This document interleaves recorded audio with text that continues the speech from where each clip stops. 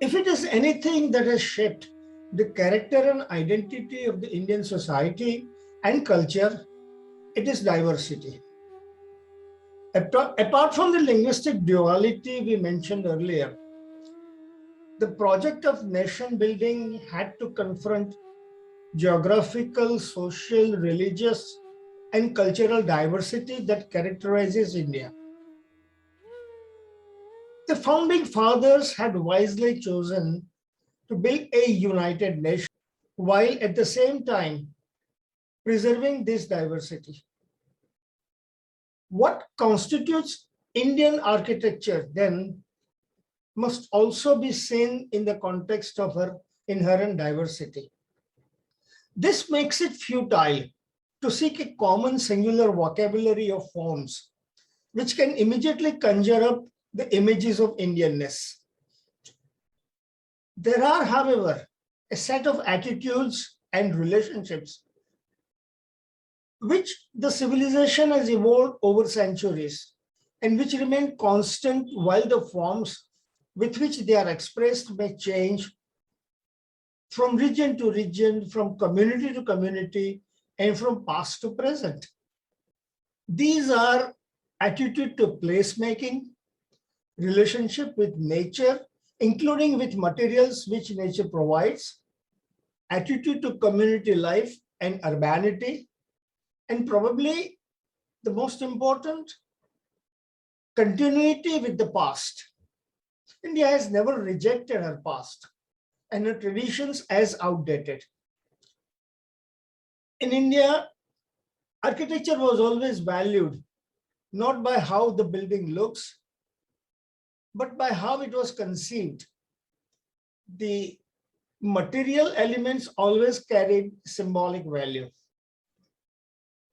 It is this non-material spirituality which pervades all walks of life even today. For a pluralistic society like India, where many traditions are alive and constantly made contemporary, the aspiration to be modern will have to be moderated by the traditions which are still significant, and at the same time reinterpret these traditions against the desire to be contemporary. Post-independence, architectural development has responded to this dialectic by taking two distinct but parallel streams, like two rivers flowing together, side by side. Both these streams can be identified by a group of architects whose work has taken different approaches in search of both identity and authenticity. However, there's one area of architecture which has engaged all contemporary architects across the differing approaches towards tradition and modernity. And that is the envelope of architecture, where building meets and interacts with the external environment, be it nature or the city or the society. Our forefathers had evolved an elaborate vocabulary of verandas and courtyards, known as balkaus in Goa, otlas and jarukhas in Gujarat and Rajasthan, Pumukham in Kerala, and Thinnai and Mutram in Tamil Nadu. Unlike in the cold countries, where the envelope of a building is a planar surface, wall with windows or glass surfaces, in India, this envelope is a spatial element, a threshold between the outside and inside, a handshake, if you will, and a zone of negotiation between the finite world of mankind and the infinite world of nature. The validity of these elements go beyond the response to climate. It speaks of a way of life, a slower rhythm and a relaxed pace, which has the possibility to be an effective antidote for the fast-paced modern life. Every contemporary Indian architect finds herself confronted with the task of reinterpreting this in the new context. Tentative at the beginning, soon after independence, this has in the past several decades produced remarkable architecture. The predominant theme being how the built envelope can still be an environmental mediator while responding to the multiple demands of modernity at the same time. The struggle to reconcile this ancient wisdom with the new modernist idioms is most pronounced in architects who received their introduction to modern architecture via exposure to Bauhaus and international style. Rabindranath Tagore's initial introduction to Bauhaus may be only one of the many reasons for this phenomenon. In the 1930s America, its East Coast and the Chicago area were the epicenter of international style, with first the exhibition on the same theme at the Museum of Modern Art in 1932 in New York, and then the publication of the book by Henry Russell Hitchcock and Philip Johnson.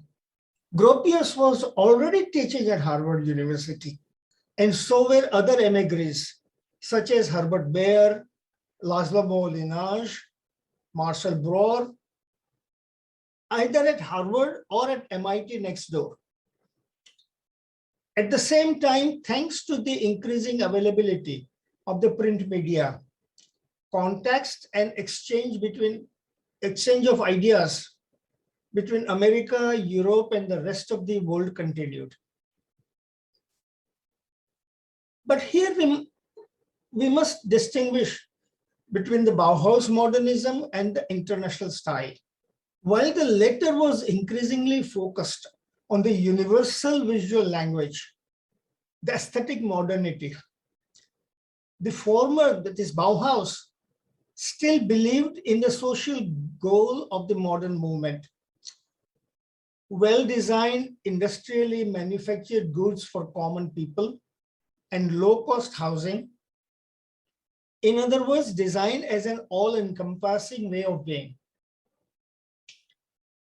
This was particularly appealing to the young Indian artists and architects as a way to counter the misrepresentation of the ancient Indian traditions by the empire, as this installation of the Indian room in an exhibition in London in 1924 shows. Rabindranath Tagore had embarked on a constructive effort in bringing about a cultural regeneration through education in art and craft in India. In 1939, he wrote, and I quote, "Life in villages must be made more attractive. Work and joy must be combined, and an aesthetic sense should be developed," unquote.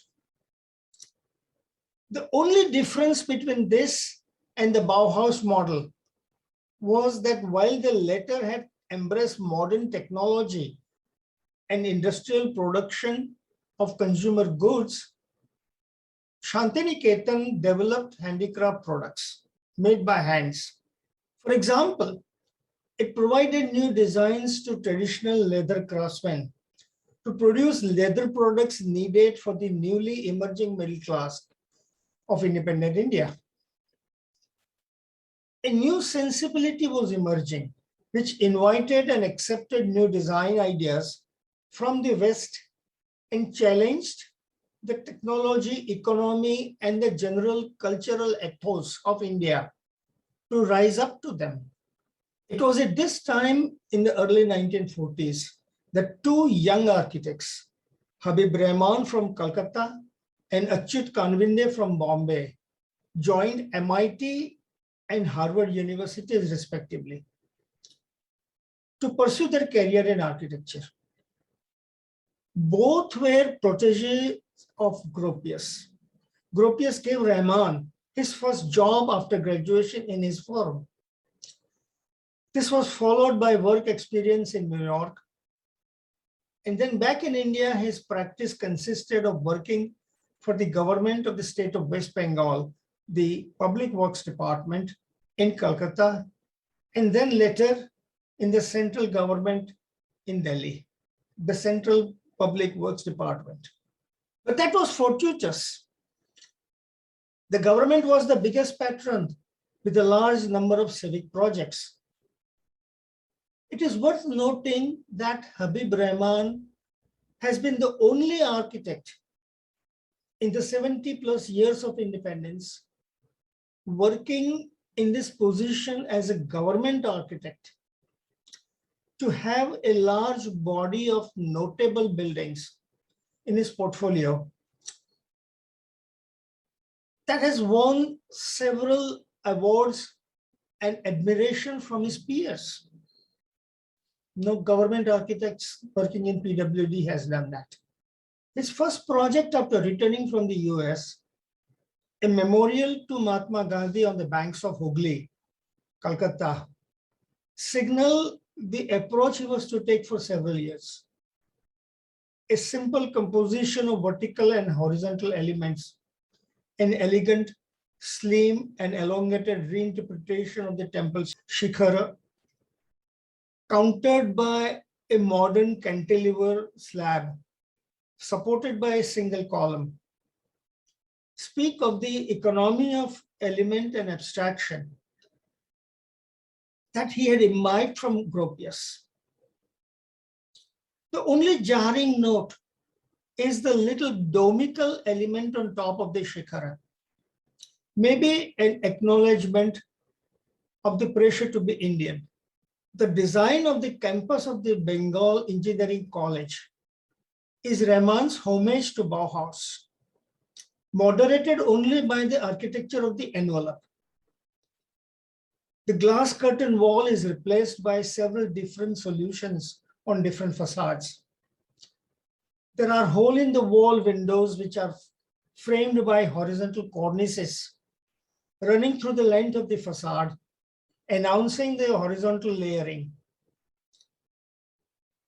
The main central facade facing the approach road is designed with elements emphasizing the vertical.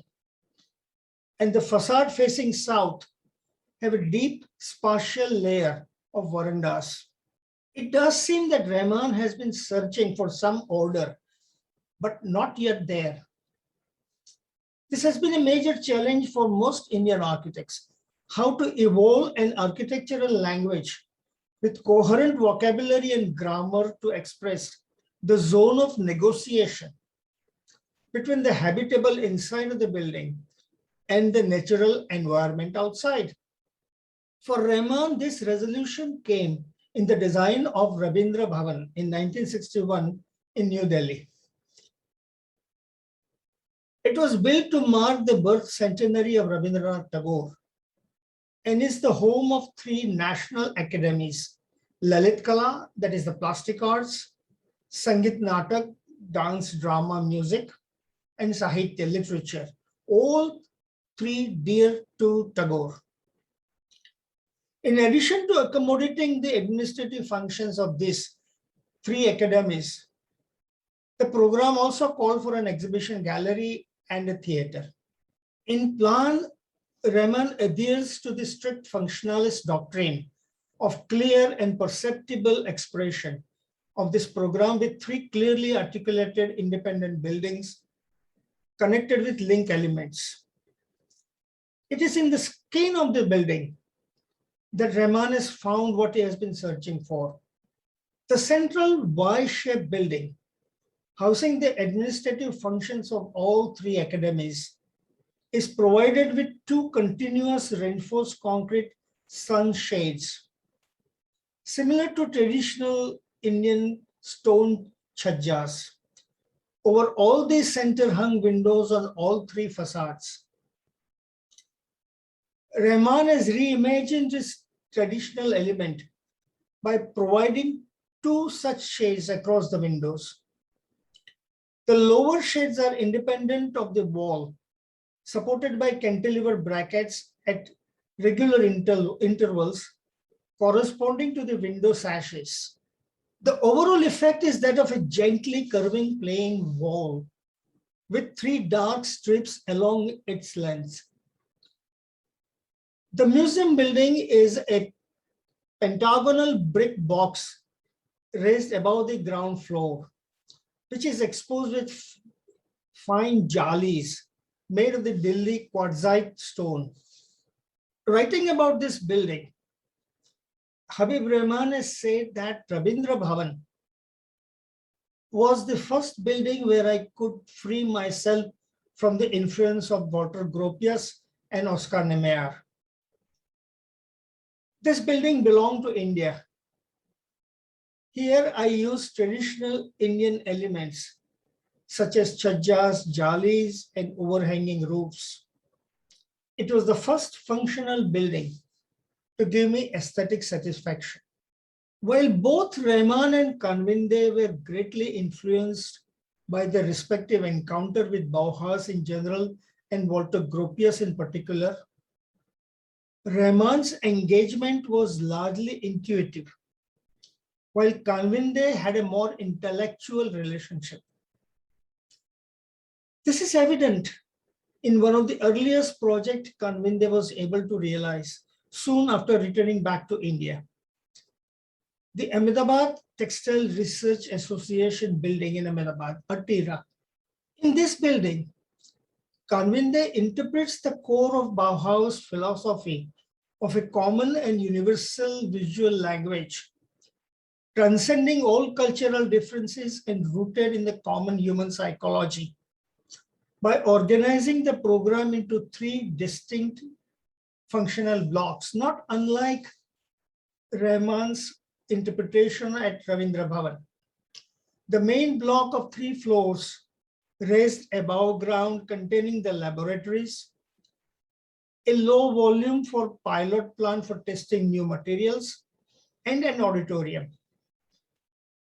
These are arranged asymmetrically, each with a different architectonic treatment specific to their function. The entire composition is placed on a slightly higher part of the large site with ample tree-filled ground, formerly a mango orchard, on all sides. The relationship with the road and hence the city is all but non-existent, as one is drawn up to the slope by a long path or a road. This is another one of Bauhaus's ideological preferences, which Kanvinde adheres to. Architecture is a Cartesian object in space, negating the institution of the city as historically known and replacement of street by road, which brings you not to the front door, but to the edge of the property. This architecture of abstract rationality conceived the envelope of the building as a two-dimensional surface to be treated with visually stimulating variety.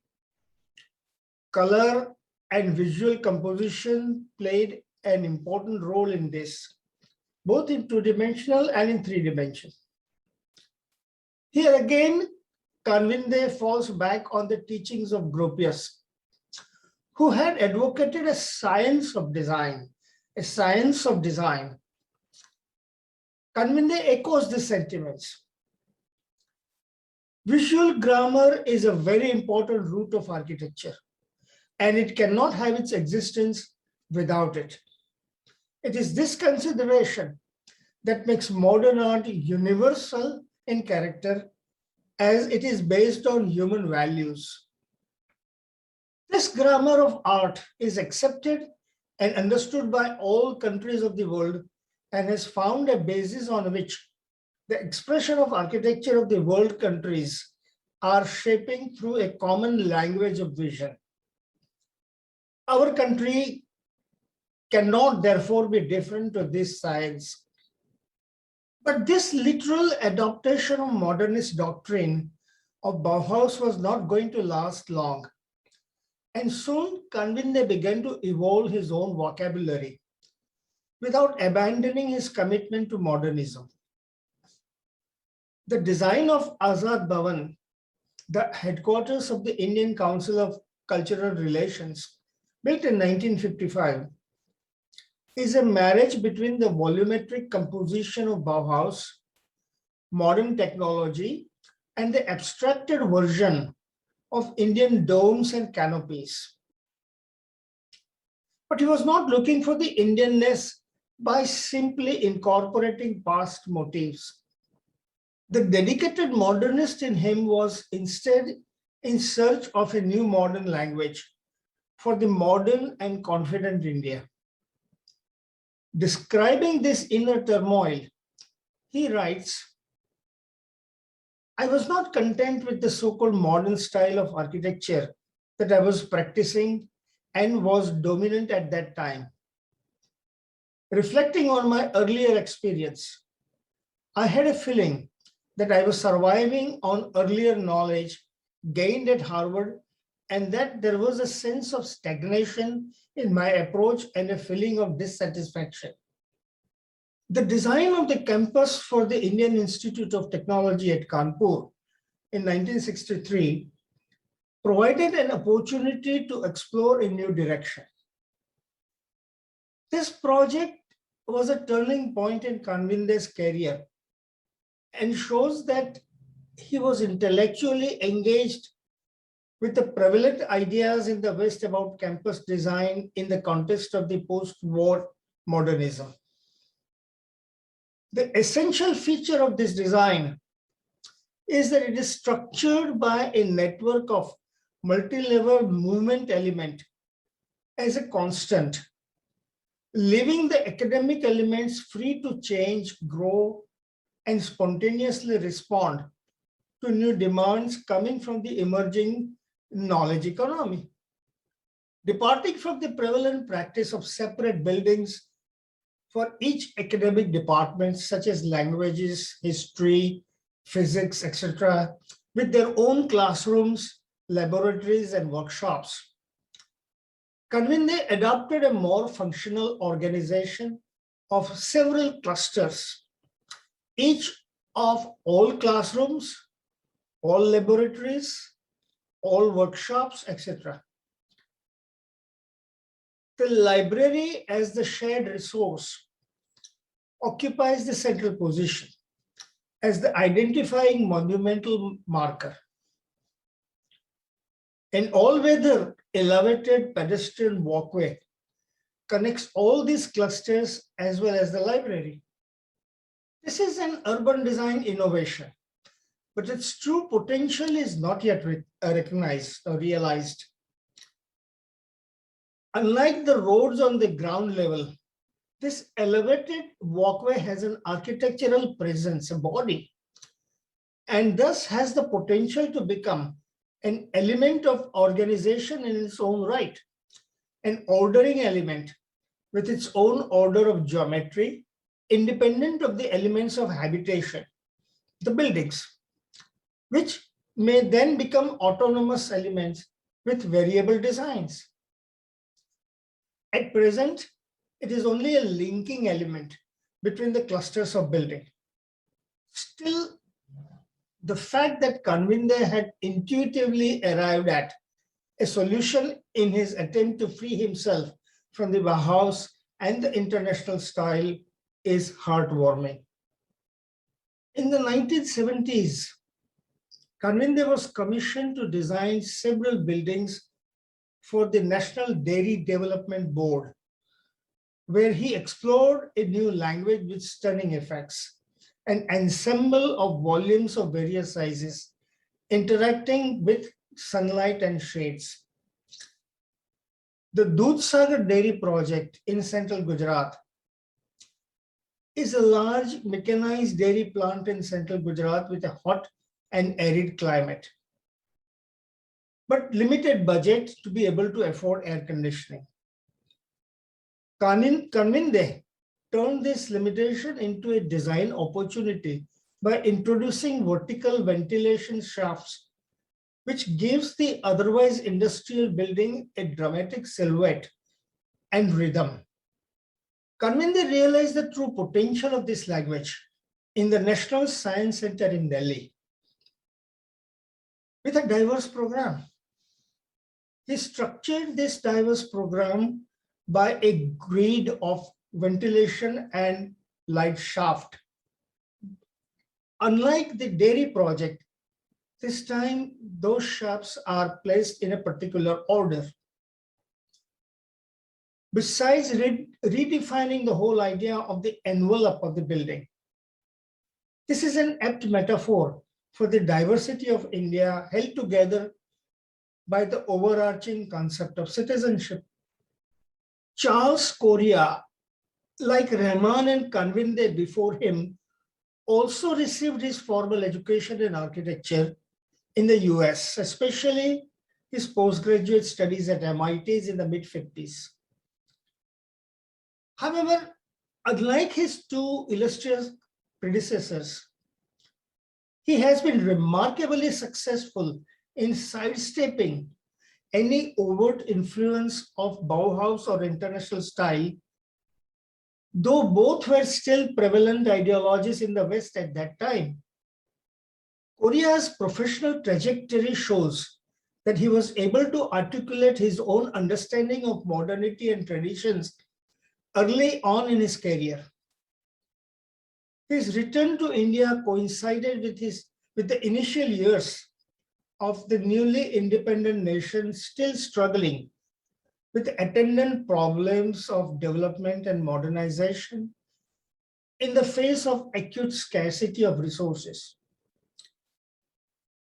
Providing mass housing for millions migrating to the cities was a critical issue, and architects were called upon via professional competitions to provide solutions.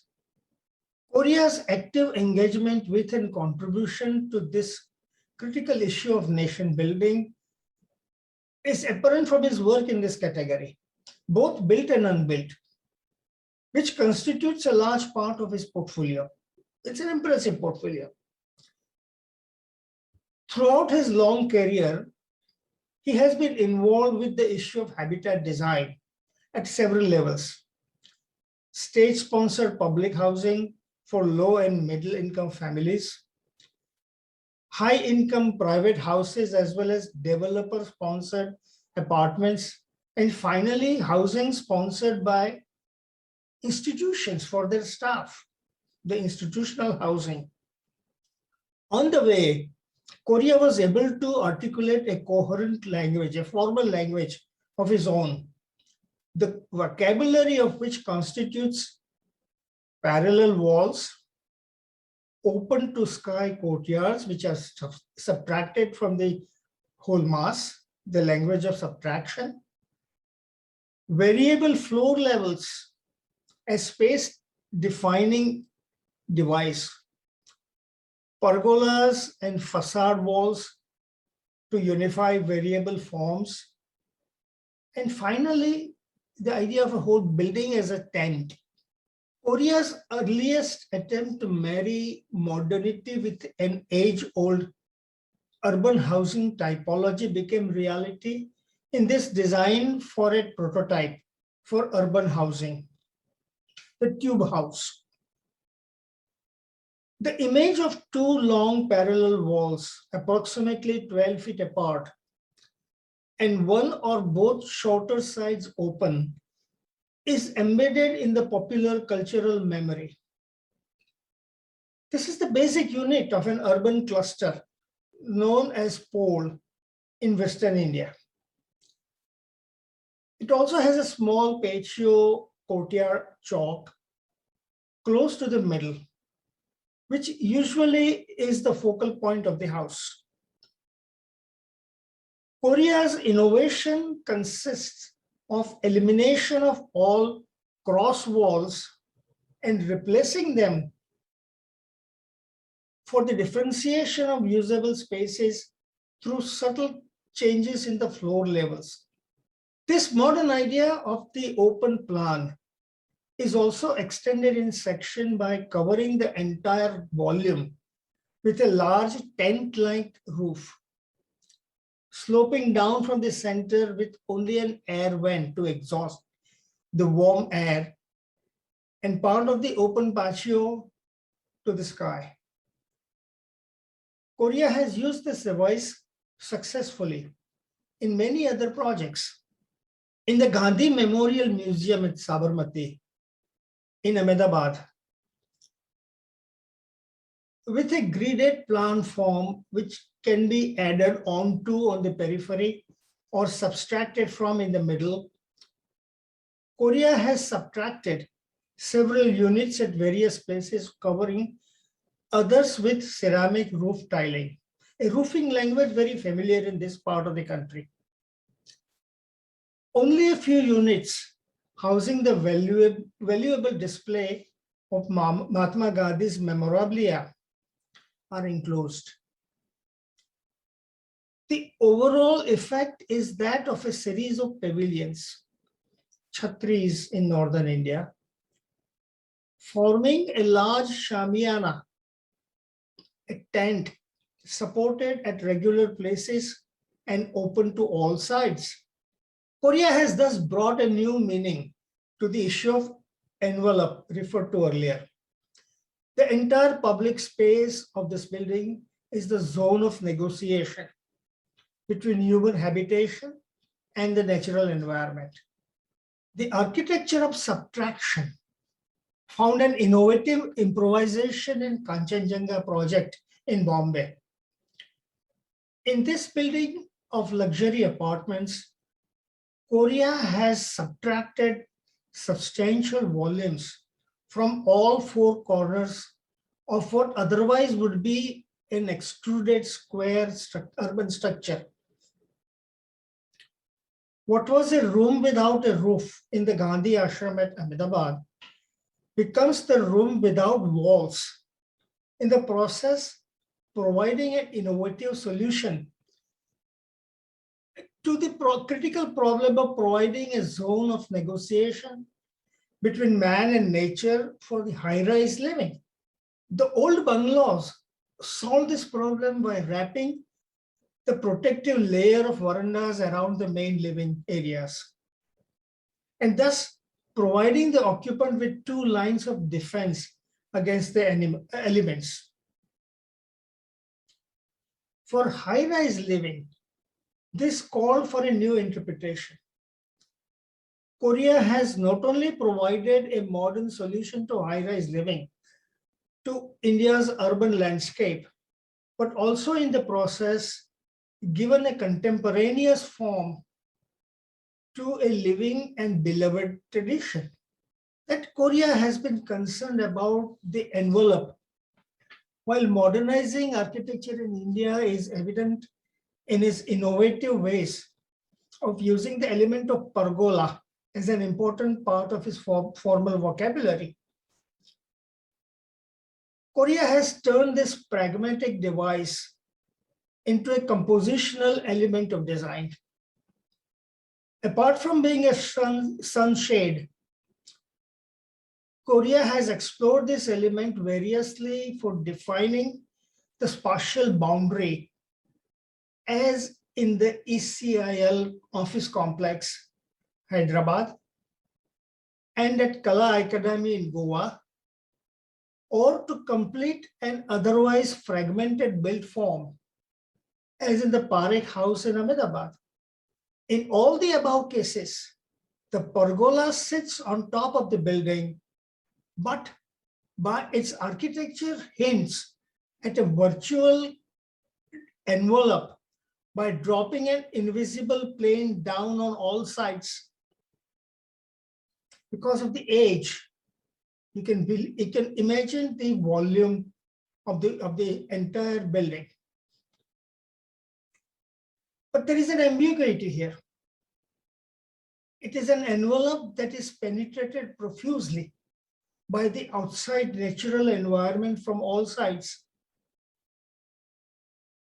Korea has redefined the idea of the envelope, as well as that of the man-nature dichotomy. Hashmook Patel was a quintessential modernist. However, unlike the previous three architects, he was a man of few words. He never spoke or wrote anything explaining his architecture or what being modern means to him. He let his buildings speak for themselves. He was initiated in architecture first by accompanying his father, a builder, to various construction sites. And then at the Department of Architecture at the MS University of Baroda, a school that was still at that time geared more towards vocational competency and the Beaux-Arts discipline of craft and detailing. But it was at Cornell University, from where he graduated with a postgraduate degree in 1959, that he was truly exposed to the modern movement in architecture. Here, Patel not only embraced the modern movement of North America, but also was able to develop a formal and material vocabulary of brick and exposed concrete very early in his career to produce a rich body of exquisitely detailed architecture. Patel has thus successfully integrated his early training of craftsmanship at Baroda and the modern idiom he received at Cornell. One of his earliest projects, Newman Hall, is built in the hot, dry, and arid Ahmedabad in Western India, requiring a markedly different approach towards the envelope. Patel has introduced folded brick walls on both north and south sides, which, besides providing the storage for the rooms inside, also brings the glass window deeper inside the rooms. This makes the actual facade simple, planar element with a rhythm of wide and narrow vertical slits, modulated by horizontal bands of thin concrete.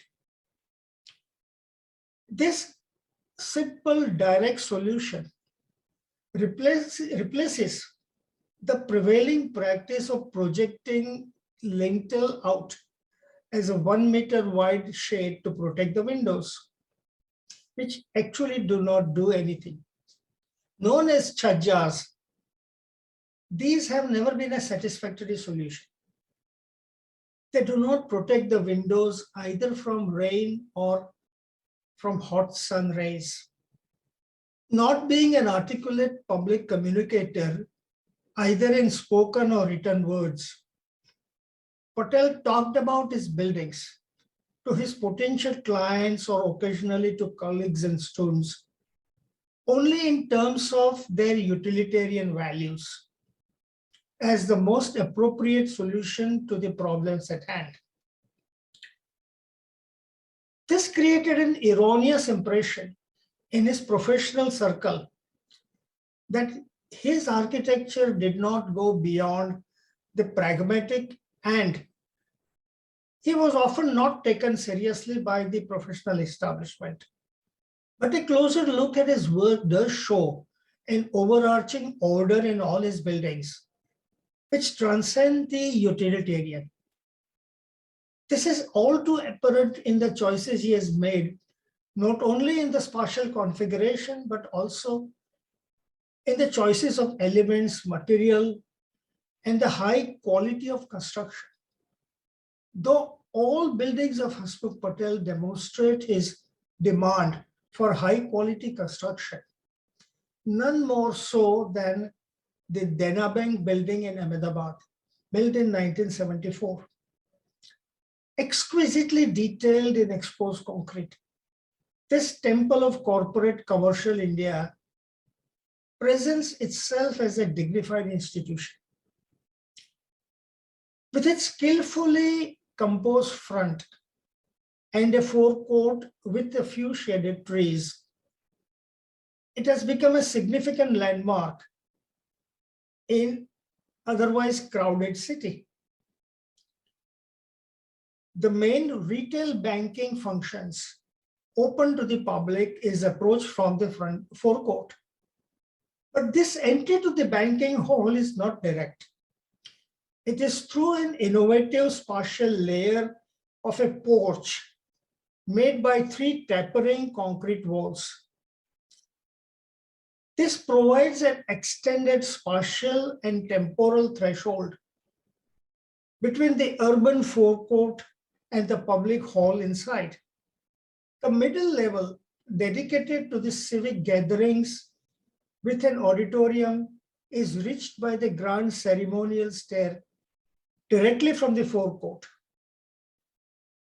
This is the corporate bank's offering to the civic and cultural life of the city, where public and private organizations may temporarily rent the auditorium without disturbing the bank below and the corporate offices above. It's a sandwich between the two. I have known Hashmook Patel personally. We both grew up in the same neighborhood in the city of Baroda. I also know that Patel had many sources of inspiration, but temple architecture of ancient India was not one of them. And yet, there is an idea that is too tempting to ignore. The grand stair and the dark depth in which the auditorium is set has a strong association with the Hindu temples like the Kandarya Mahadev temple at Khajuraho, where the Garbhagraha, the sanctum sanctorum, is set deep inside and below the Shikhara. Here in this case, the Garbhagraha is the democratic forum for public gathering, the auditorium. This is an apt comparison, since the front facade of the upper 5 floors with a single vertical cut spanning all the floors not only acknowledge the public scale of the city, but also lends the upper section of the building a shikhara-like dignity. Could it be that the collective civilizational memories of the past find unexpected ways to seep into our modern consciousness? All these 4 architects have built much more than what I have been able to cover within this limited time. And of course, there are other architects whose work also deserve to be seen in this light.